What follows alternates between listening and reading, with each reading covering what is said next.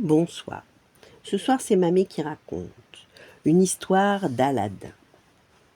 Il était une fois dans une ville de la lointaine Arabie un pauvre tailleur nommé Mustapha. Son jeune fils de 13 ans, Aladin, refusait de travailler et passait son temps dans les rues avec d'autres garnements de son âge.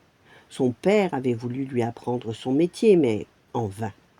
À peine se retournait-il qu'Aladin partait jouer avec ses camarades. Fatigué de ses peines, le tailleur tomba malade et mourut. La mère d'Aladin vendit l'atelier paternel et se mit à filer le coton pour gagner de quoi subsister. Aladin n'en continua pas moins à vivre dans l'insouciance et la paresse. Il vagabonda ainsi jusqu'à l'âge de 15 ans, lorsqu'un jour il croisa le chemin d'un étrange personnage. C'était par une belle matinée. Aladin jouait avec d'autres enfants lorsqu'un étranger passa et l'observa avec insistance. Cet homme était un magicien très puissant, venu du Maghreb, qui reconnut en Aladin celui qu'il cherchait depuis des années. Après avoir enquêté sur sa famille, il s'adressa au jeune garçon en ces termes.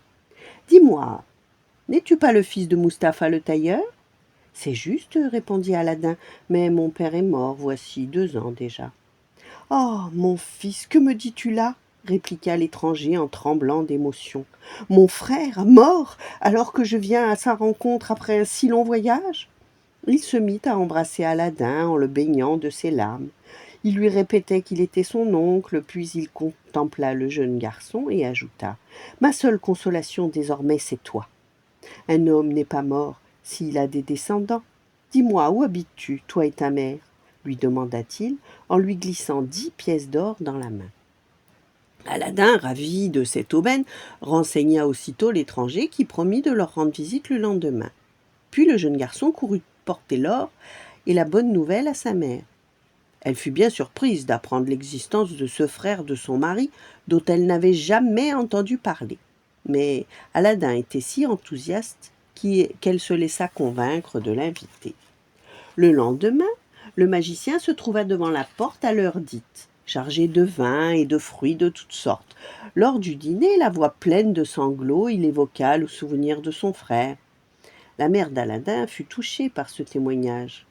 En se tournant vers Aladin, le mage poursuivit « Et toi, cher neveu, que fais-tu de tes journées ?» Cette question embarrassa fort le garnement, qui baissa la tête sans rien dire. « Aladin est un fainéant, qui passe son temps à vagabonder, » expliqua sa mère. « Son père n'a rien pu lui apprendre de son métier, car il n'en fait qu'à sa tête. Il vit comme un insouciant, alors que je m'use la chanter à filer du coton pour nous nourrir. Un jour, il trouvera porte close et devra chercher son pain ailleurs. » Le magicien fronça les sourcils et dit « Mon neveu, je suis bien fâché d'entendre cela, il faut songer à gagner ta vie. Si le métier de ton père ne te convient pas, il y a toutes sortes d'autres métiers. Réfléchis, lequel te plairait ?» Aladin resta muet car il ne souhaitait rien apprendre du tout. « Ne voudrais-tu pas devenir marchand dans une boutique de riches étoffes ?» proposa alors le mage. « Je pourrais t'établir dans ce métier et tu vivrais honorablement avec ta mère. » Cette offre flatta Aladin. C'était le seul métier qui pouvait le séduire, car il admirait les riches marchands et leurs somptueuses atours. Il accepta avec joie. « Dans ce cas, je reviendrai demain pour te vêtir richement et proprement, et j'irai te présenter aux marchands de la ville. » Le lendemain, le magicien emmena Aladin au hammam pour qu'il soit lavé, massé, parfumé, puis il lui offrit une robe de soie, un turban précieux, une ceinture et des bottes de cuir luisant. Il le mena ensuite dans les souks pour lui apprendre les affaires et le présenter aux plus riches marchands. Quand il le raccompagna, il lui promit de revenir le lendemain pour l'emmener se promener dans les plus beaux jardins à l'extérieur de la ville. Le jour suivant, Aladin, qui n'avait jamais franchi les remparts, fut émerveillé par les palais et les jardins qu'il vit. Mais après des heures de marche, il se lassa. « Mon oncle, il n'y a plus que la montagne aride devant nous. Pourquoi ne rentrons-nous pas ? Je suis fatigué. »« Mon fils, courage, tu ne regretteras pas ta peine quand tu verras ce que je vais te dévoiler. » En chemin, il l'encouragea à nouveau jusqu'à ce qu'il parvienne à un vallon désert. Là, le magicien alluma un feu dans lequel il jeta une poignée d'encens en prononçant des paroles magiques. Aussitôt, le sol se mit à trembler, les rochers se fendirent et un trou apparut à leurs pieds. Aladin tremblait de tout son corps. Soudain, une terrible gifle le plaqua au sol et le laissa un goût de sang dans la bouche. Le magicien le regarda alors avec douceur. « Mon fils, j'ai dû te frapper, mais c'est pour ton bien. Tu voulais fuir si près du but. Un trésor immense t'est destiné. Il suffit que tu soulèves la plaque en prononçant le nom de ton père, puis celui de ton grand-père. » Aladin obéit et souleva la plaque sans effort, grâce à ces paroles. « Je suis Aladin, fils du tailleur Mustapha, fils du tailleur Ali. » Maintenant, reprit le mage, descends les marches obscures. Traverse le jardin sans rien prendre ni toucher, si tu ne veux pas mourir.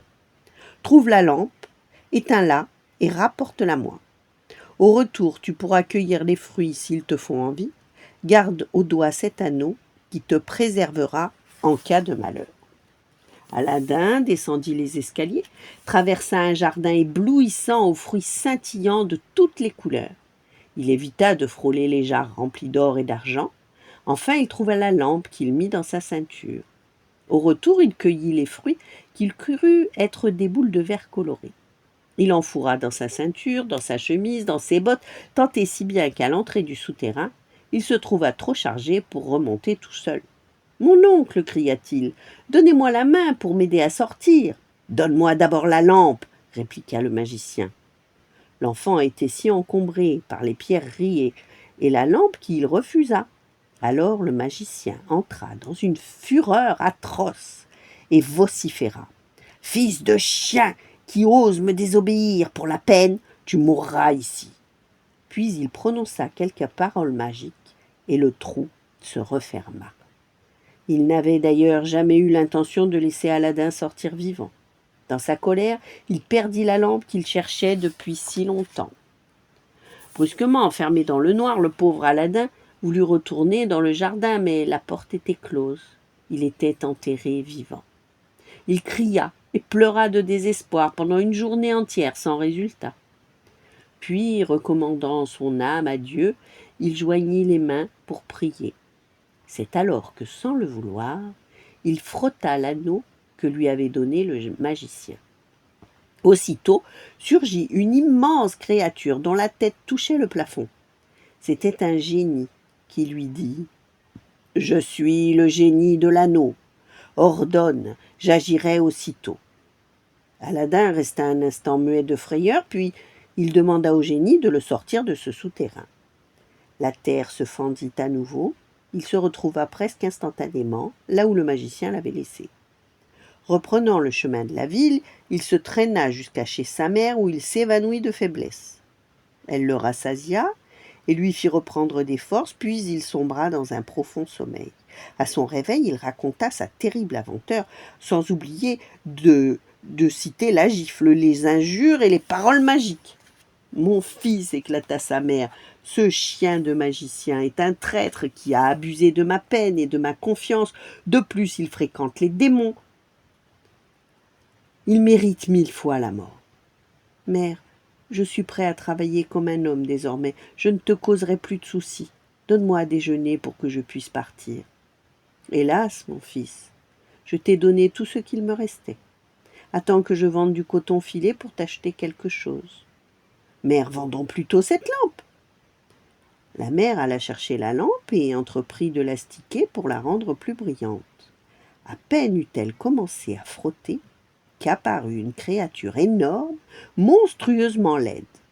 Le génie s'inclina et dit « Je suis ton humble serviteur, commande et j'agirai sur l'heure. » La pauvre femme s'évanouit de frayeur, mais Aladin, qui n'en était pas à son premier génie, ordonna à la créature de lui apporter un repas.